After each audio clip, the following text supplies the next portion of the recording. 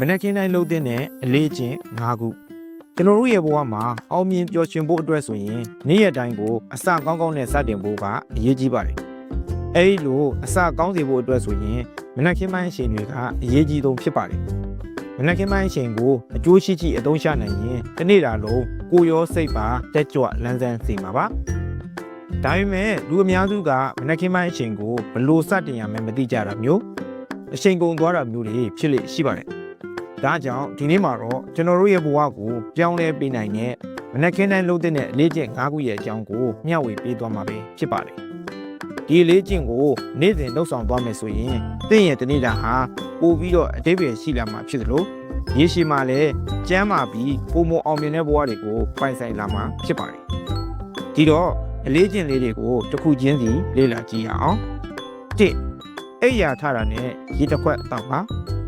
ပထမဆုံးအလေးကျင့်ကတော့အလွန်ရိုးရှင်းပြီးတော့ထိရောက်မှုရှိတဲ့အလေးကျင့်တစ်ခုဖြစ်ပါတယ်။အဲ့ဒါကတော့အိပ်ယာထတာနဲ့ရေတစ်ခွက်တောက်ဖို့ပဲဖြစ်ပါတယ်။ညအိပ်နေစဉ်အတွင်းမှာကျွန်တော်တို့ရဲ့ခန္ဓာကိုယ်ကရေဓာတ်ဆုံးရှုံးမှုတွေရှိပါတယ်။ဒါကြောင့်မနက်အိပ်ယာနိုးတာနဲ့ရေဓာတ်ပြန်လည်ဖြည့်တင်းပေးဖို့အရေးကြီးပါတယ်။ရေကအစာအိမ်နဲ့ဥလန်းချောင်းကိုလှုပ်တော်ပေးပြီးတော့တနေ့တာအတွက်အစာရှည်စနစ်ကိုစတင်စေပါတယ်။ဒါအပြင်ခန္ဓာကိုယ်ထဲမှာရှိတဲ့အဆိပ်ဓာတ်တွေကိုဖယ်ရှားပေးပြီးဇီဝကမ္မဖြစ်စဉ်ကိုလည်းကောင်းမွန်စေပါတယ်။ဒီလိုအလေးကျင့်လေးကသင်ရဲ့တစ်ကိုယ်လုံးကိုနိုးကြားတက်ကြွစေပြီးကျန်းမာရေးအတွက်လည်းအထောက်အကူပြုပါတယ်။နှစ်နေရောင်ခြည်ဓာတ်ခံယူပါဒုတိယအချက်ကတော့မနက်ခင်းမှာနေရောင်ခြည်ဓာတ်ကိုခံယူဖို့ပဲဖြစ်ပါတယ်။အဲ့ရနိုးပြီး10မိနစ်ကနေ15မိနစ်လောက်နေရောင်ခြည်ထဲမှာထိုင်နေတာလမ်းလျှောက်နေတာမျိုးတွေလုပ်ပေးပါနေုံကြီးကနေရရှိတဲ့ဗီတာမင် D ဟာအယိုးစစ်တွေကိုတန်မာစေသလိုစိတ်ခံစားချက်ကိုလည်းကောင်းမွန်စေပါတယ်။ဒါ့အပြင်မနက်ခင်းနေအောင်ကြီးကကျွန်တော်တို့ရဲ့ biological clock လို့ခေါ်တဲ့ဇီဝနာရီကိုပုံမှန်ဖြစ်စေဖို့ကူညီပေးတာကြောင့်ညဘက်မှာကောင်းကောင်းအိပ်ပျော်စေပြီးတော့မနက်ခင်းမှာလည်းလန်းဆန်းစွာနိုးထစေနိုင်ပါတယ်။မနက်ပိုင်းနေအောင်ကြီးတက်ခံယူခြင်းဟာစိတ်ရောကိုယ်ပါကျန်းမာစေနိုင်တဲ့အတွက်မမေ့မလျော့လုပ်တဲ့အလေးအကျင့်တစ်ခုဖြစ်ပါတယ်။၃မိနစ်အနည်းငယ်လေ့ကျင့်ခန်းလုပ်ပါမနက်ခင်းမှာမိနစ်အနည်းငယ်လောက်လေ့ကျင့်ခန်းလုပ်တာဟာတင့်တနေ့တာကိုစွမ်းရည်နဲ့ပြည့်ဝစေဖို့အတွက်အကောင်းဆုံးနည်းလမ်းဖြစ်ပါတယ်။ခက်ခက်ခဲခဲလေ့ကျင့်ခန်းတွေလုပ်စရာမလိုပါဘူး။ကိုယ်လက်ဆန့်ထုတ်တာယောဂကျင့်တာလိုမျိုးလွယ်ကူတဲ့လေ့ကျင့်ခန်းတွေလုပ်ရင်လည်းရပါတယ်။ဒီလိုလုပ်ခြင်းအပြင်သွေးလက်ပတ်မှုကောင်းစေပြီးခန္ဓာကိုယ်ကိုနိုးကြားလာအောင်ကူညီပေးပါတယ်။လေ့ကျင့်ခန်းလုပ်တာကအန်ဒိုဖင်လို့ခေါ်တဲ့ပျော်ရွှင်မှုကိုဖြစ်စေတဲ့ဓာတုပစ္စည်းတွေထွက်လာစေတာကြောင့်စိတ်ဖိစီးမှုတွေကိုလျှော့ချပေးကတနေ့တာလုံးစိတ်ချမ်းသာစွာနဲ့နေနိုင်စေပါတယ်။၄အာယုံစူးစိုက်မှုလေ့ကျင့်ခန်းလုပ်ပါ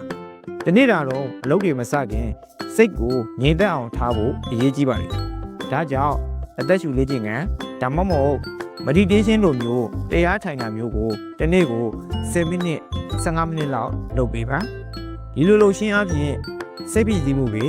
ဥပင်သောကတွေကိုရောကြစေပြီးစိတ်ကိုပိုပြီးတည်ငြိမ်စေပါတယ်စိတ်တည်ငြိမ်တဲ့အခါမှာ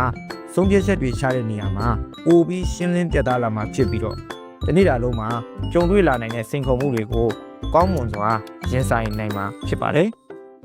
၅အာဟာရပြည့်ဝတဲ့မနက်စာစားသုံးပါနောက်ဆုံးအလေးချင်းကတော့မနက်စာကိုအချိန်ပေးပြီးအာဟာရပြည့်ဝအောင်စားသုံးဖို့ဖြစ်ပါတယ်လူအများစုကမနက်စာကိုမစားဘဲနေတာအလင်းစလိုနဲ့အစာပြေစားတာမျိုးတွေလုပ်တတ်ကြပါတယ်